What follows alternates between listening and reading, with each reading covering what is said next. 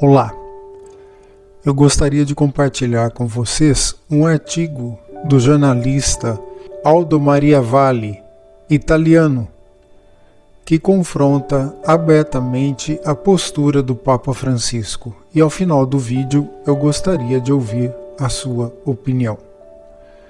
Em seu recente artigo intitulado "Então a realidade está rompendo os slogans da Igreja Extrovertida", em alusão ao trabalho feito pelo Papa Francisco, o jornalista Aldo Maria Valli diz o seguinte: "Um amigo me indicou que a situação atual, marcada por essa situação global, derrubou em poucas semanas uma longa série de proposições de que a mentalidade dominante e a chamada igreja extrovertida, aquelas que as pessoas tanto gostam, eu me inspirei nessa observação para identificar alguns pontos que eu gostaria de trazer à sua atenção.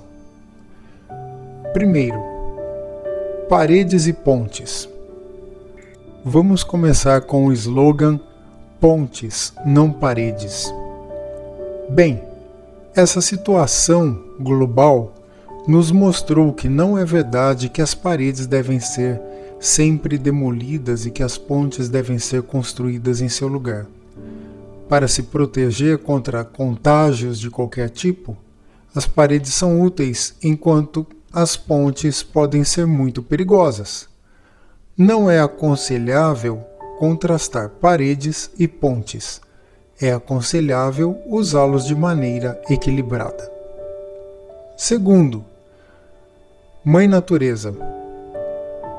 Com essa incidência que estamos vendo a nível mundial, a Mãe Natureza respondeu prontamente àqueles que, também infelizmente na Santa Igreja Romana, com base em uma ecologia superficial, pretendiam elevá-la ao papel de divindade, sempre benevolente e sempre ao lado do homem.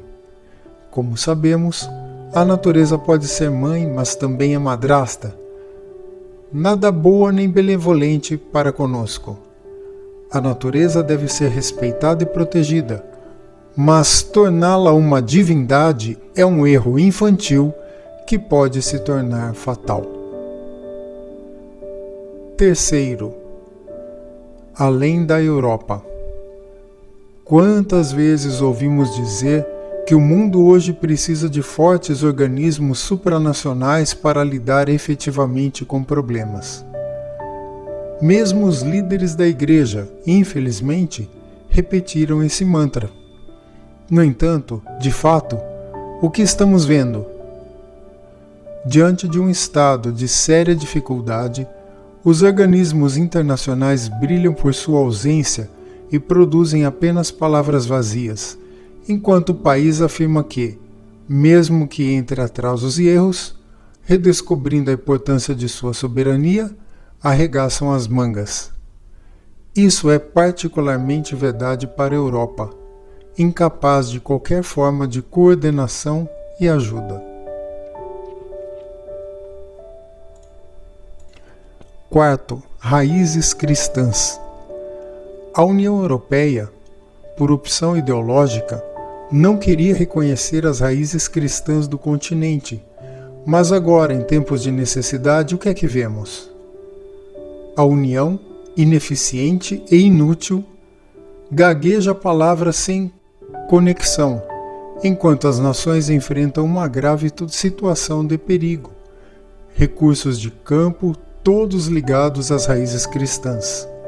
Solidariedade, altruísmo, espírito de sacrifício, respeito pela dignidade humana. Quinto, novo humanismo. De muitos lados, e eu digo isso com desconforto mesmo da Igreja, ouvimos cada vez mais que precisamos de um novo humanismo, uma fórmula ambígua que precisaria ser esclarecida.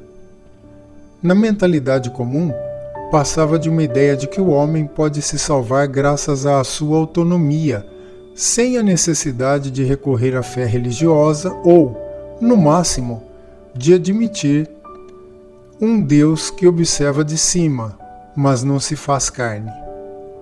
Mas agora, diante do perigo, o que vemos? Essa oração, o relacionamento com Deus Pai é redescoberto, e é para Ele que nos voltamos, não para algum conceito abstrato. É Deus quem salva. São nossas raízes em Deus, o Pai, e em suas leis. Se o homem afirma fazer isso sozinho, ele se autodestrói.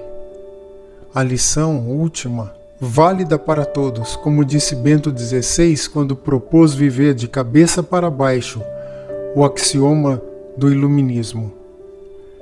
Este Deus non daretur.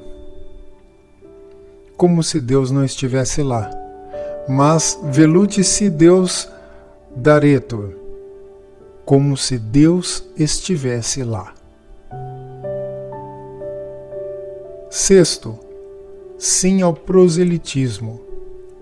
Quantas vezes ouvimos o Papa, no poder, dizer não ao proselitismo?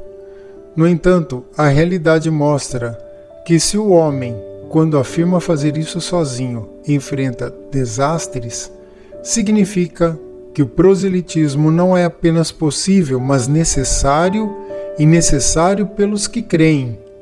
Porque quando você recebe um grande presente, precioso, deseja transmiti-lo.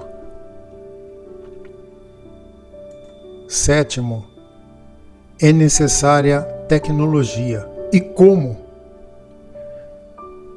Também com base no Sínodo Amazônico, testemunhamos, nos inúmeros tempos, um renascimento do pensamento antitecnológico, marcado por uma idiosincrasia prejudicial à intervenção humana no mundo natural, como se, voltando ao que foi dito há pouco tempo, a salvação estivesse sempre em deixar a Mãe Natureza fazer isso. Na realidade, o caso atual está nos mostrando que, sem a tecnologia, não podemos nos defender. Certamente a tecnologia deve ser governada, mas fingir eliminá-la ou reduzi-la fortemente não nos fortalece. Nos torna mais vulneráveis e indefesos. Oitavo, Deus non irridetur. A misericórdia de Deus não deve ser vendida. Deus é misericordioso. Ouvimos repetir todos os dias e certamente é verdade.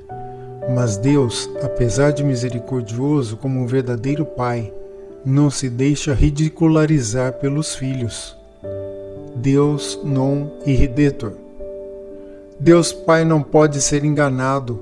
As palavras de São Paulo nos lembram que vender a misericórdia divina, sem insistir na necessidade da admissão dos pecados e conversão, é um pecado grave contra o Espírito Santo. Deus não tem dever de misericórdia e não há direito humano de ser perdoado. Nono, o que eu faço com Lutero? O último ponto diz respeito à nossa mãe, a Virgem Maria, e um certo ecumenismo pelo menos superficial. Com base nesse ecumenismo, quase parecia que tínhamos que aprender algo com o luteranismo, a ponto de pressionar o Papa a manter uma audiência no Vaticano na presença de uma estátua do herético e cismático Lutero. Mas o que o povo católico fez em tempos de necessidade? Você olha para Lutero? Ou imita sua devoção mariana a não ferir os protestantes? Não! O povo católico reza o Santo Rosário e pede a intercessão de Maria, e ela o faz, vendo nela não apenas uma mulher e um discípulo, mas a mãe e rainha. E Aldo Maria Valle conclui seu artigo dizendo: Aqui estão, meus queridos amigos, algumas lições que estamos aprendendo nesses dias marcados pela situação global atual. Mas poderia ser adicionado, mas também eles podem ser suficientes. Todas essas lições derrubam totalmente os slogans da chamada igreja extrovertida, marcada pela retórica das pontes, pela ecologia, pelo globalismo, pela misericórdia, pelo ecumenismo ideológico e por se apaixonar pelo novo humanismo maçônico. Assina Aldo Maria Vale. E então, qual a sua opinião diante desse artigo, onde ele confronta diretamente os rumos que o Papa Francisco adotou para a Igreja? Por favor, deixe a sua opinião aqui nos comentários. Se você gostou desse vídeo, das informações aqui contidas, deixe seu like, inscreva-se no canal e, por favor, reze por nós, pela Santa Igreja e pelos nossos sacerdotes. 3 Ave Marias. E que Deus te abençoe.